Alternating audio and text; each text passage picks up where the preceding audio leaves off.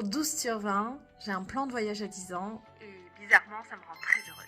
Le voyage a toujours été une passion pour moi et également dans notre couple, ça a été plus qu'un simple hobby ou un passe-temps. Ça a toujours guidé nos priorités, que ce soit en termes de temps qu'on y consacrait ou même d'argent. On a fait des choix dans notre vie qui faisaient qu'on priorisait toujours le budget voyage sur d'autres postes de coûts. Et sur les 10 premières années de notre vie, on a fait des choix conscients de certaines destinations qui nous semblaient pas simples à faire avec un enfant. Parce qu'elles sont peut-être un peu lointaines ou intenses. On a par exemple été en Iran, on a été Cuba. À l'époque, on ne se serait pas senti de faire avec un enfant.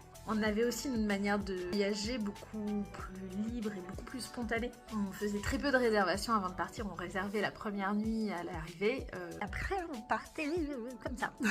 On prenait le risque de peut-être être dans des endroits pas forcément très jolis, mais pas très chers et disponibles. La salle de bain était peut-être pas en état faire et on n'y aurait peut-être pas mis un enfant. Aujourd'hui, ce serait plus possible, ou en tout cas, ce serait plus pareil.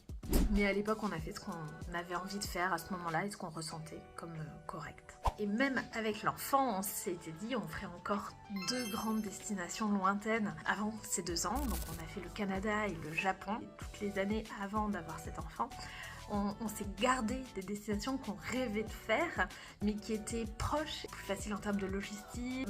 La Croatie, l'Italie, l'Irlande.